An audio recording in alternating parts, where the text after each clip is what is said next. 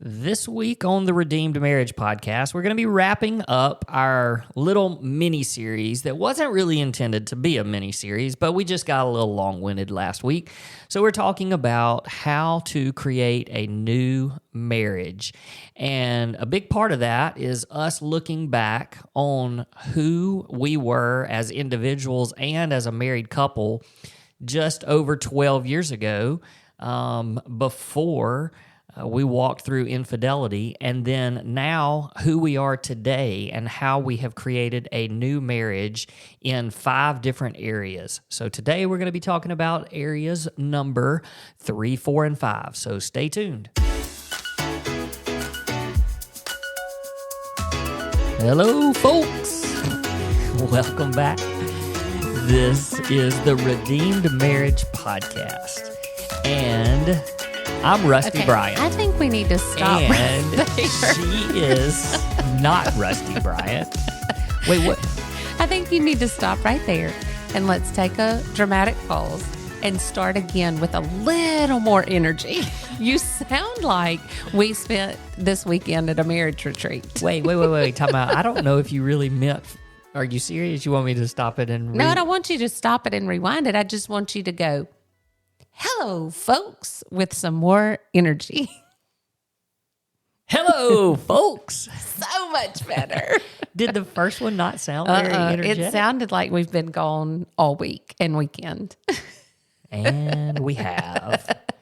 Hey, that doesn't mean that I'm not just boiling over with right. enthusiasm. Right. You just sounded a little tired. Well, I might be, but that doesn't. Hey, that does not affect all of the wisdom That's that you're fixing to embark. Embark? How about impart? Embark Oh, Lord. on these people. And y'all can't blame that on her being tired. She's like that all the time. Okay, no, we have I'm super excited about this. we actually have had a great week, and we went and got to visit our future retreat home in Montana, and it was awesome. And then it's going to be amazing. Came straight home and went to a retreat. And it was really cool because if some of you follow us on social media, it was actually at one of the houses in Laurel, Mississippi, where they film Hometown with Ben and Aaron Napier, and they do a lot of the renovations and home makeovers and things like that. And we stayed at one of the homes that they redid in season 6. So that was pretty cool because we had seen the episode and we were like, this house looks familiar. Yep. And she always paints like the new version of the house on a watercolor and gifts it to them when they present the new house. And it was hanging right there in the foyer. Yeah. It was really neat. cool. It was neat. But we had a great time with some really fun couples that we got to spend the weekend with. And so here's the other thing. There's been quite a few of you that have been like, oh, when are you coming to do a retreat in our neck of the woods? Yep. And the answer is... when we're invited. That's a great answer. That was nicer because I was going to say we're not. No, but that's not true. We would love to, as a matter of fact. And we're just kind of getting into doing more retreats. And we really just, honestly, it's a time factor right now. But our time, we are going to have more time really next year. And so we're kind of looking a little more to the future and how we can... Next year is in 25? Yeah. Okay. Yeah. I thought you Where meant are like you? next What school life year. are you living? I thought you meant like next school year. No, I meant the like calendar. after the summer. I meant the calendar. And there may be some room next fall, but we just have a lot of things up in the air. And we already have a couple of retreats coming up this spring over in Atlanta, Georgia. And those are full. But like Heather said, in all seriousness, it's one of those things where we would love to come to your area. So if you have a church that might be interested in bringing us in for a marriage conference or retreat, have them reach out and talk to us. We would love to do that. So I think the reason why it's a bit confusing is because we said we went to one in Laurel, but that was completely church driven. Like a church invited us to do a retreat for their elders. That's and right. so we didn't create that retreat. Right. So the ones that we are doing are the 2 in Atlanta. And then in the fall, we hope to do one in Montana. Those are the ones that we are, designing and creating, and hosting. Yeah. But then other people are like, hey, our church wants you to come and do this event for us. And that's where you come in as far as you, the listener, come in and we would, love to entertain those for sure. But one of the things that we talked about before we went on this particular retreat is because we stayed at this house. So it was an Airbnb, 3 couples, which is our retreats over in Atlanta are going to be the 2 retreats are 3 couples each time. And yes, we can do church retreats, conferences for more people. But we even talked about, we were like, hey, if we enjoy this, it could be one of those things where we go to a certain area, we get an Airbnb. That's right. And, if there's 3, 4 couples, however big the house is, and they're able to join us. Sure. So anyway, we just want to throw that out there because, a lot of you ask on social media and send us messages. And so we kind of wanted to clear a little bit of that up, but we want to get right into, we didn't get right into it because we started running our mouths. Yeah. Apologies. Which is why this is 2 episodes instead of 1. Yes. We're really good at that. We're really good at talking, in case you didn't know. So we have been, last week we started our episode was how we created a new marriage. And the premise of this is that, when you go through trauma, you don't want to go back. People often will say, oh, I just want to get back to the way we were. And the way we were was not working. And so we had to create a brand new marriage. And we're reading for our marriage reading this month is New Marriage, Same Couple. And so it's kind of got us thinking about that new marriage and how we need to continue creating a new marriage. And for those of you that are listening, it may not be trauma that you're dealing with, but everybody has certain areas that they just need to make new again. And so last week we talked specifically about teamwork, and we looked back on the ways that we failed our first 15 years of marriage, and then what we did to create a new marriage in the area of teamwork, and also communication is what we did last week. So today we're going to wrap this thing up, hopefully, and let's start. So we're going to start with how we created this new area of ministry, or how things are new in the area of our spiritual intimacy and our spiritual life. You did great taking the lead first last week, so I'm going to let you continue that. Well, when I think about the spiritual area, and I even think I said at the end of last week's episode that that's the one I'm most passionate about. That's the one that resonates most with me, and I see the biggest difference in my life. And, there's 2 things that I want to say, and I'm fixing to contradict you on both of them. The first one is, the title of this series is How We Made a New Marriage. And that is 100% how God made a new marriage through us. We were just willing. Mm-hmm. And you have to be willing. You have to be willing to accept the miracle. God works miracles, and God does that. And He 100% did that in our marriage. And more importantly, and even beyond that, was my spiritual life. The second thing that I'm going to contradict you about, and I fully understand the title and the purpose behind the title of the book that we're reading. Same couple, new marriage. New marriage, same new couple. marriage, same couple. But it's 100% for me. It was a new marriage because we became a new couple. Mm-hmm. And we became, and yes, it's still me and you. Again, I get the point of the title, and it's very catchy, and it's very attractive to a lot of people, including us. That's why we picked it. But we had to become new individuals to become a new couple. And in this area, in the spiritual area, is where I feel like the most change happened in our marriage. And because of that, the other areas were able to change. Mm-hmm. And so for me, this spiritual area I've done a lot of work, a lot of growth, a lot of learning, a lot of just being renewed in this area. And I think that, if you've listened to us at all, you know, in past episodes, you know that we both grew up in a very traditional church, and there's nothing wrong with a traditional church. But I don't think that I connected with God in a traditional way. And I grew up only being taught of those traditional ways, like, you know, for lack of better word, rituals or checklist. You know, I'm going to spend this much time in prayer. I'm going to, you know, start the morning like this. I'm going to read this. It very, very checklist-ish.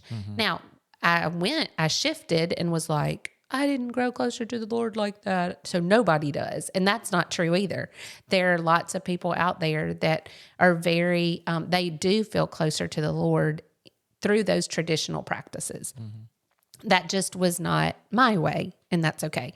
So I went on this journey to figure out, how do I connect with the Lord? And, you know, if there's anybody out there that says that they don't connect with him through the word, I think that's a problem. I think that everybody needs to connect with him through the word. And I do connect with him a lot through Bible study and learning new things about him and learning things about myself through that. But also I very much connect with him just through his presence and group worship and things like that. So my connection with him, I mean, he absolutely showed me who I was without him. And if you haven't heard that part of our story, I would, you know, there's several episodes in there where I go back and talk about that. So I don't want to rehash that for people who follow us regularly. But it was a brokenness of my sin and me seeing myself who I was apart from Christ. And in that journey of seeing that, and you've heard me say this before, but my mentor put a hand on me when I was broken and said, God, please don't let her see her sin without catching a glimpse of her Savior. And in that moment, like, it is a moment for me, and it's not a moment for everybody, but it was a moment for me where I saw who I was and simultaneously fell in love with who Jesus was and what he had done for me. And then over the past 12 and a half years, it has been a daily journey for me to fall in love with Jesus more, learn more about him, learn more about myself in him, and let him refine and renew that.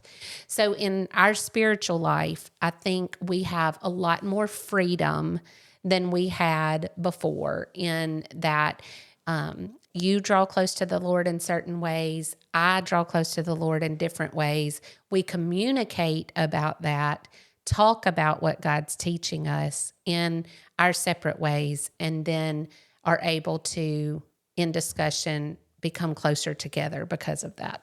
That's good. When I think back to how we were first 15 years of marriage, one of the things that I just remember so vividly is that you, in a way, would almost nag me. And we talk about nagging and how, you know, a lot of times one spouse will kind of nag the other to get on board spiritually. But you would almost nag me in a way of almost making me feel guilty because I wasn't leading you to have a personal relationship. Like, you were so dependent on, like, it was, hey, well, I'm not growing close to God because It's your fault. because you're not praying with me. Yeah. And you're not doing a devotion with me, you know, the checklist type thing, Sure. because that's what we knew. And where I fell apart there is I didn't know how to lead really any other way except for kind of that traditional sense of leadership and doing, you know, making sure that we were checking the boxes as a couple.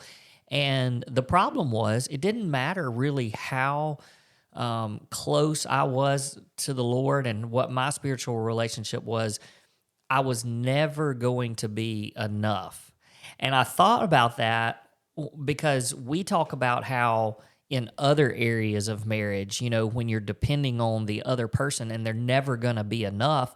Well, that's why a lot of times I think that, especially males, when it comes to leadership, we never feel like we're going to be enough. And so it's hard to lead. So it didn't really matter where I was spiritually. I was never going to be good enough, but I'm not supposed to be. That's right. And I'm not supposed to be responsible for your spiritual growth. And so when everything shifted for us was when we realized we're very different in how we connect with God. And just like you said, you found the ways and, in God's presence. And for me, it's a nature. So I'm one of those that I guess you would land on the naturalist thing, because it's getting in nature and praying. It's really having some conversation with God. And that's when we transformed. You said it. You said the word freedom. When we realized neither one of us was responsible for each other's spiritual life, we were responsible for growing in our own way spiritually, but then that growth, we started incorporating it into everything we did, whether it was decision-making, whether it was parenting, just talking about the ways that God was growing us, just everything. Our expression of worship when we're in corporate worship together, everything just became an overflow of what was happening to us individually. And so that was the biggest change for us. And so now, it's not checklist for us. We're just growing separately, and because of that, it's growing us closer together, because we know how important that is to our marriage. Okay. Next, right? Yes. Here we go again. We just keep running out of time. Sorry. No, I mean, it's fine. Like I said last week, do you know who's in charge of this podcast? Yeah, we are. Isn't that crazy? Yeah, we can do what we want to do. All right, so physical intimacy. Wow. All right, well, Yeah. I mean, you've been hitting the home runs starting. Well, so go. physical intimacy for me, I'm probably going to let you talk more about this. But for me, it's not as much of a transformation as the spiritual side, so I don't have as much to say about it. But to me, our intimacy now is so much. I feel like it is literally an act of worship, and I know that sounds so weird, but it's not, because God created sex. God created intimacy. It is a way that we feel the closest to one another. It is the glue that holds us together. It is meant to be the closest that you are with anybody. Mm-hmm. And that's why sex before marriage is so dangerous, because you get glued to somebody physically, and it's hard to tear apart from them if that relationship is not God-honoring, or if it's not one that you're going to end up marrying that person. Mm. And so for us, that I feel like it is, our physical relationship now is more intended for, is more the way that God intended. Shush. It is more the way God intended it to be than it was before. And I'm not saying we were doing anything cuckoo or weird or inviting things into our marriage bed that weren't supposed to be there. That's not the case. It's just that I realized what a gift our physical relationship was. And so therefore, I feel like I try to honor God in that. I feel like it is something that I have to be very unselfish with, that I feel like I was very selfish with before. I see it now as a way to serve you and to love you well. Now, we have podcasts on sex and our sexual relationship and all of that goes into much more detail. But just to summarize, Rusty has a much higher sex drive than I do. But that doesn't mean that we do it less, because I'm not as sexually eager. It's just that I have learned to love him well in that area. And I have to take my eyes off of me a lot and put it on you. And so because I was such a selfish person before 12 years ago, and that is an area where God has radically changed me, I feel like that's just so much easier for me to do because of where my heart is in that. Yeah, and I think I'm going to take a little bit of a different turn with this because you sort of summed up a lot of the real practical side of things and kind of how we're different. And yes, we do view it much differently. And, you know, some of that is because of the trauma that we went through. But then, you know, just, I mean, even for me, the selfish and the now unselfish part of it, I mean, I think that's for both of us because, you know, particularly like what you said, but then on my side of things, it's not that it's just a physical act anymore. Mm-hmm. And, you know, learning that and embracing that as you grow together is a big deal. But where I kind of want to go with this is more of, y'all know our story. That's why you listen to this, or a lot of you are attracted to our story because you know that we did walk through infidelity, and so Heather was unfaithful, and it was a physical relationship that was outside of our marriage, and so I just want to acknowledge the pain and the absolute devastation that causes that comes to a marriage because of that. And so there's people out there that are listening to this, and you're in the same. That is your story, either yours or your spouse, and you're trying to figure out how you can ever get back. And like we said, it's not getting back, but how can you ever be physically intimate again?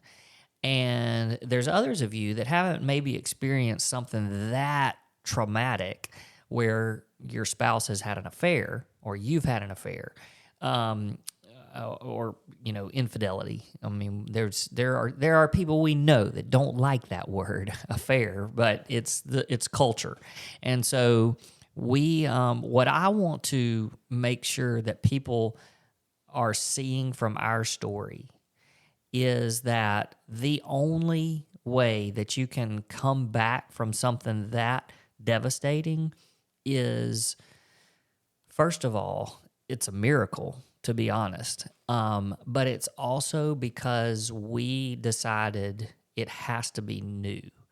And to know that there's true forgiveness, that there's true trust, that there's true safety. And when all of those ingredients come together, God can redeem your situation.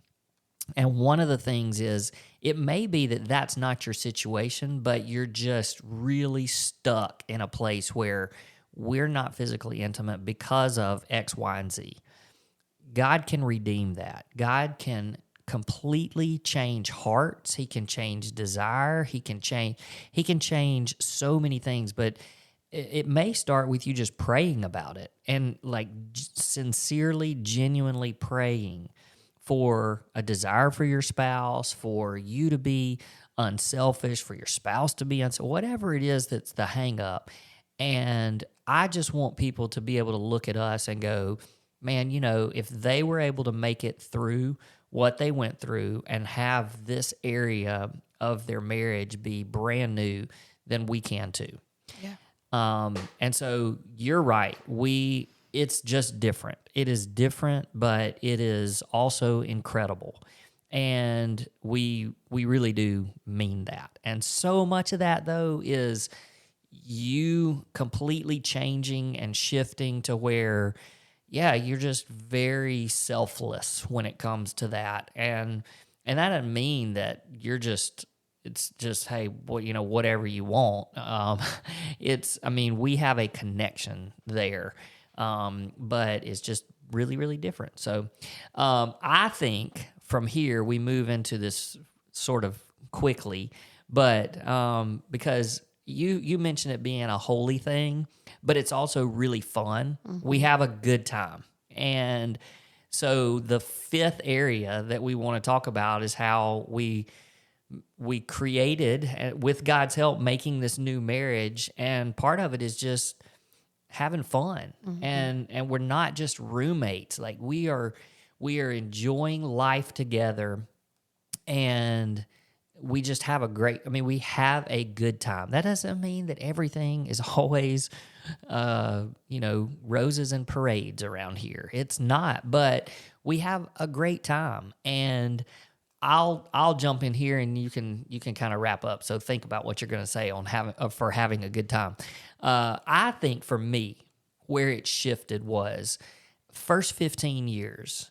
I just tried too hard. Like I tried too hard to be everything that you needed me to be.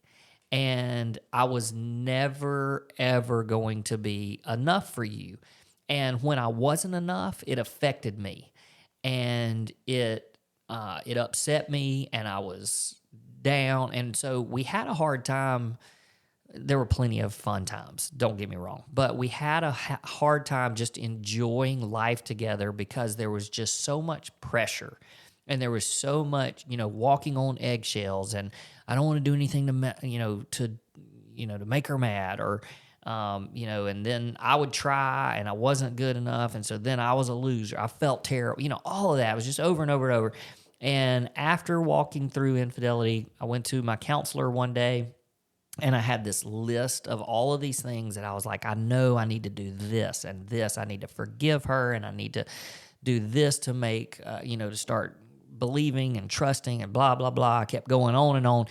And I got to the end, and she said, you don't need to take life so seriously.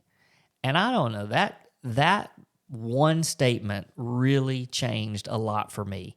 And it's not that I didn't get to a point where I was like, I just don't care anymore. It was just, you know what? This life is too short to not enjoy each other. And, we have this small window of time on earth, and we're together. We've committed ourselves to each other. We've walked through literal hell, it feels like. And now we're on the other side of that. And it's like, we just don't have time to not have fun together. Yeah. And I think that's what has changed, and why we created this new marriage, of just enjoying life together. And we genuinely do most of the time. Yeah. And I think for me, it became being with you and having fun with you became an area that I was really made aware of even just 7 years ago when I went through breast cancer. Of course, I've always been thankful that you stayed. I can't, I tell you that a lot. Like, thank you that you stayed. Like, you didn't leave. You stayed and you fought for our marriage. But then so that was a huge area of thankfulness. And then on top of that, 7 years ago, when I was diagnosed with breast cancer, and the thought of not being here, I was like, gosh, I have so much to be thankful for. Like, not just thankful that you stayed, but thankful that I get to do life with you.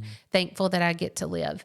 And there's, so many people in this world, I hope, that are listening to this podcast that haven't been through either of those things, but it's still finding an area of thankfulness and being, having gratitude towards the fact that you get to do life with your spouse.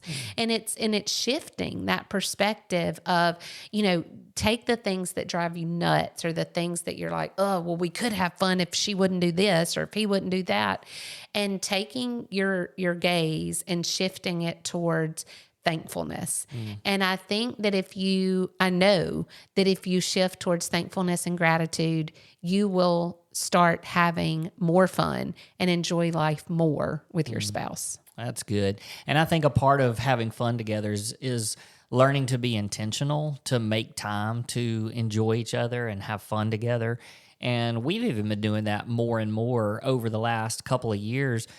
Really, it has been intentional, but I think God's just really preparing us for the empty nest, which we call second honeymoon season. And when we end up going places and doing things together more, and the kids are older and they're not with us all the time, and yeah, it feels like there's a hole there sometimes because we're so used to doing it with our kids, and we're really, really close as a family. But honestly, we just have learned that we're enjoying each other even when it's just us. So the little dates here and there, the times when the kids are out and, one's in college, the other one's about to go to college, but, if he's out late and we're just home by ourselves and we're watching TV, it's just taking those moments to just enjoy being together. And we're being very intentional about that, I think. So yeah, I hope that those 5 areas kind of give you a glimpse into what really changed in our marriage. And, if there's one of those 5 that you're like, man, we just don't do a good job in that area, then this is your chance. This is your chance to not go back to the way it was, but make something completely new. And I promise, if you live the next however many years that you're living on this earth and married together in that new marriage, you're just gonna love life. And that's the way we should be living together. So we enjoyed sharing a little bit of our journey with you, and we're going to sign off, and we'll see you next time.